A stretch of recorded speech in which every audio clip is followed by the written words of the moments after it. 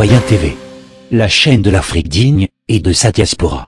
Au sommaire, diaspora, retour sur la mobilisation du 28 janvier 2016, intervention de Maître Habiba, actualité en RDC, et pour finir, actualité en France.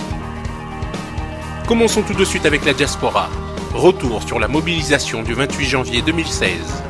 Ouvert le 28 janvier 2016 à la Cour pénale internationale par les éléments de l'accusation défendue par le bureau de la procureure Fatou Bensouda, avant de connaître une pause le 29 janvier, le procès du président Laurent Gbagbo et du ministre Charles Blé Goudé se poursuivra dès le lundi 1er février prochain avec la plaidoirie de la défense.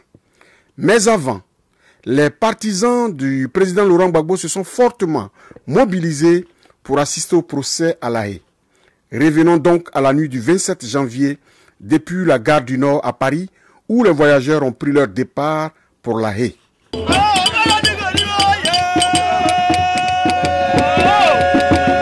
que j'espère, c'est que vraiment la vérité soit dite et que le président Laurent Gbagbo soit libéré, ainsi que Charles Blé Goudé. Mais maintenant, j'ai un petit doute, est-ce qu'ils vont reconnaître leur tort?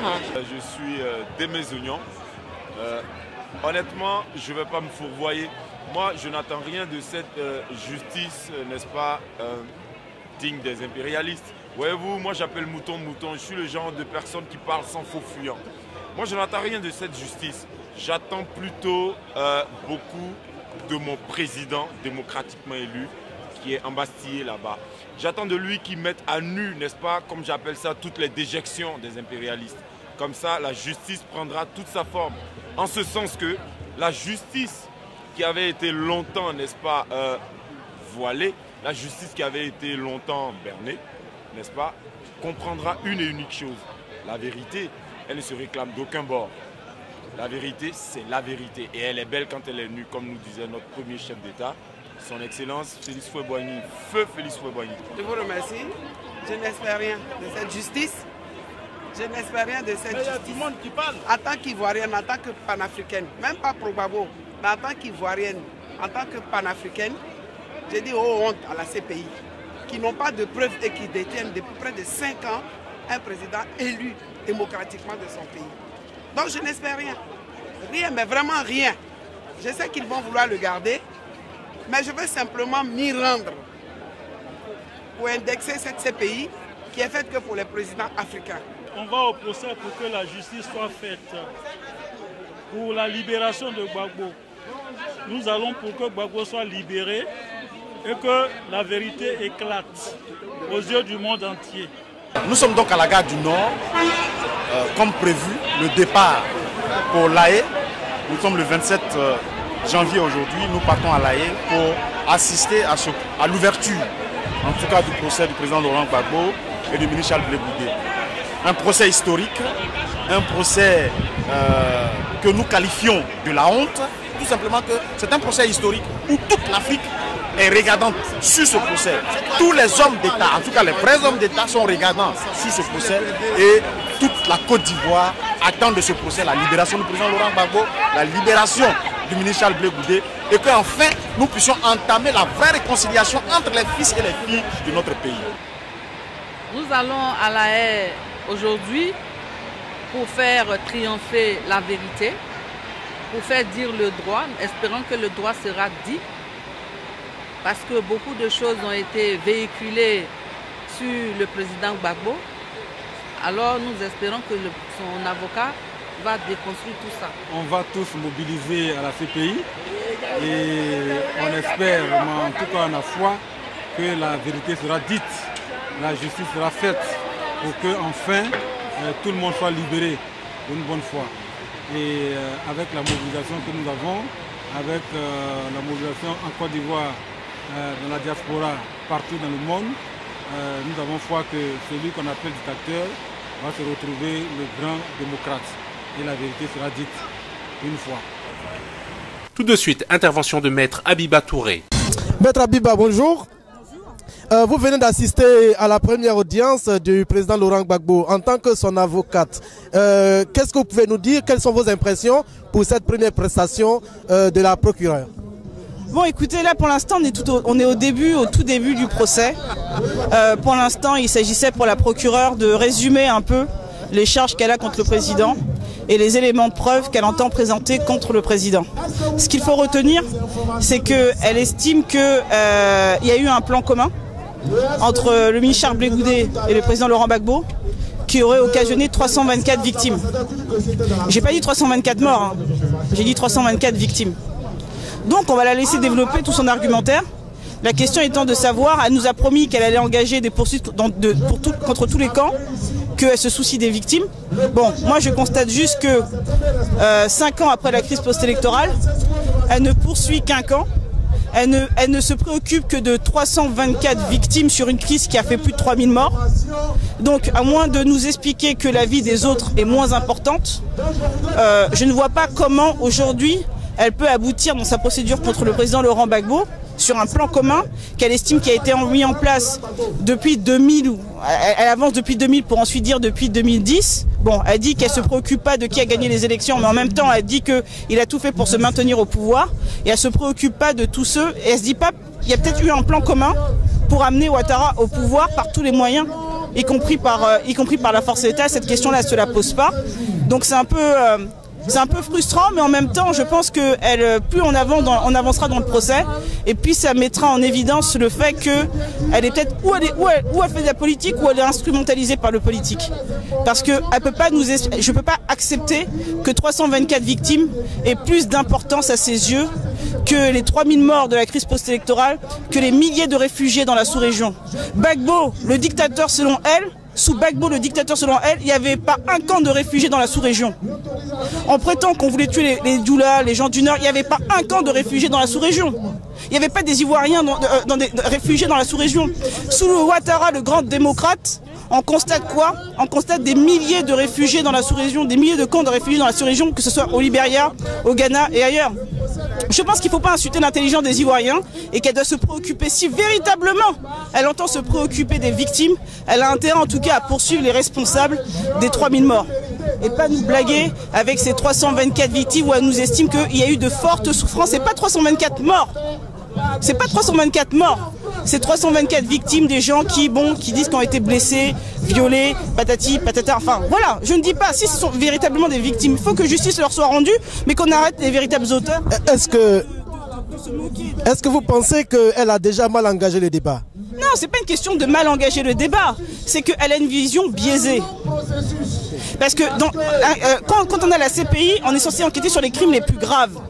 Comment vous pouvez comprendre sur une crise qui a fait plus de 3000 morts, vous poursuivez un individu pour 324 victimes? Mais soyons sérieux.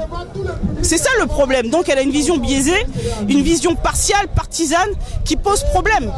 Parce qu'un Ivoirien ne peut pas accepter, je pense que, mais n'importe qui au-delà de l'Ivoirien, il ne peut pas accepter qu'on ne se préoccupe pas du sort des victimes. Il y a des tas de réfugiés, et parmi les réfugiés, il y a des femmes violées, il y a des gens qui ont été blessés, qui ont été mutilés. Pourquoi ils ne s'en préoccupent pas? Bon, voilà, donc je crois qu'en réalité, ce procès mettra en évidence toutes les défaillances de Bensouda et fera que discréditer la CPI si aucune poursuite n'est engagée contre le camp Ouattara. Merci, Maître Abiba. Tout de suite, actualité en RDC. Processus électoral en RDC, Commission électorale nationale indépendante, gouvernement et partenaires internationaux de la RDC se sont réunis jeudi dans une réunion tripartite pour débloquer le processus. À cette réunion, le ministre de l'Intérieur et chef de la délégation gouvernementale, Évariste Bochab, a notamment évoqué le financement de la révision du fichier électoral. CENI, gouvernement et partenaires internationaux de la RDC sont déterminés à débloquer le processus électoral. À cette réunion tripartite, le gouvernement a indiqué qu'il était déterminé à décaisser des financements pour le processus. Il a également annoncé qu'il allait présenter lors de la session parlementaire de mars 2 projets de loi nécessaires à la révision du fichier électoral. S'agissant du soutien logistique, le numéro 2 de la MONUSCO, Mamadou Diallo, a évoqué que la mission onusienne pourrait apporter son soutien. Nous avons reçu une requête pour le soutien logistique de la MONUSCO et une fois que cette autorisation est donnée, nous allons utiliser les moyens logistiques de la mission, ce qui va enlever une grande partie de contraintes budgétaires. Au sujet du respect du délai constitutionnel pour les prochaines élections, Le président de la CENI, Corneille Nangaa, a déclaré qu'il dépendait de la révision du fichier électoral. Priorité pour le moment, c'est la révision du fichier électoral, sans lequel on n'aura jamais ces délais constitutionnels. Corneille Nangaa a aussi fait savoir que la CENI allait lancer le 10 février prochain un appel d'offres pour le matériel nécessaire pour la révision du fichier électoral. Le président de la CENI a enfin affirmé qu'un nouveau calendrier électoral réaménagé et réaliste sera publié à l'issue des consultations en cours.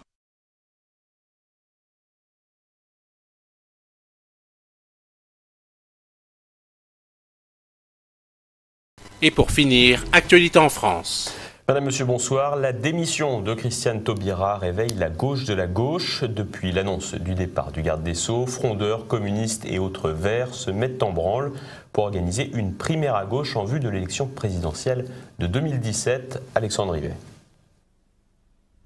Christiane Taubira ne manquera pas aux Français. Ils sont plus de 70% à ne pas regretter sa démission. En revanche, elle pourrait manquer aux frondeurs socialistes, mais aussi et surtout au gouvernement. Avec Christiane Taubira, François Hollande avait une caution et un symbole pour satisfaire son aile gauche. L'aura du garde des Sceaux dans les milieux gauchistes présentait un réel avantage pour le gouvernement. Son départ provoque de nombreuses critiques, notamment concernant la fameuse droitisation du gouvernement. Adversaire du ministre guyanais, Manuel Valls a tout de même salué l'opiniâtreté et le parcours de Christiane Taubira.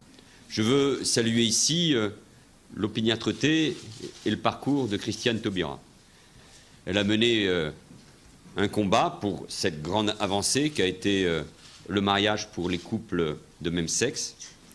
Elle a su engager des réformes pour la justice, souvent attaquée, mise en cause, insultée même de manière insupportable. Elle est toujours restée digne et a toujours reçu, bien sûr, naturellement, notre soutien, celui du président de la République, le mien et de l'ensemble du gouvernement. Nous nous sommes vus samedi dernier, elle et moi, et nous avons convenu que nous avions, contrairement à ce qui a souvent été dit, bien travaillé ensemble. Elle va manquer bien sûr au gouvernement, mais la cohérence exigeait qu'à partir du moment où il y a un désaccord sur une réforme, sur une révision constitutionnelle, chacun, je dis bien chacun, en tire les conséquences. N'oublions pas ces désaccords avec le garde des Sceaux. Manuel Valls a néanmoins affirmé que résister, c'est se confronter à la réalité du pays. La démission de Christiane Taubira relance par ailleurs l'idée d'une primaire en vue de l'élection présidentielle. Les principaux frondeurs et chefs de file communistes, écologistes et du parti de gauche s'en sont immédiatement fait l'écho. Benoît Hamon, Aurélie Filippetti ou encore Cécile Duflot et Jean-Luc Mélenchon réclament un vote des militants avant le scrutin de 2017. Le désormais ancien ministre de la Justice a affirmé ne pas vouloir se présenter à un tel scrutin sans pour autant s'y opposer sur le fond. Une fois de plus, François Hollande et sa majorité social-démocrate semblent fragilisés, même si pour l'instant aucune opposition de gauche unie n'a vraiment émergé. L'absence de meneurs, notamment celle du maire de Lille Martine Aubry, disparu depuis plusieurs mois, mais aussi le manque de cohésion devrait une fois de plus avoir raison de ces velléités de gauche. En effet, les dizaines de députés frondeurs sont tenus par la nécessaire investiture de la rue de Solferino, restés fidèles à François Hollande. Le risque d'un duel républicain-Front National en 2017 devrait toutefois finir d'achever toute volonté de candidature dissidente ou même de primaire.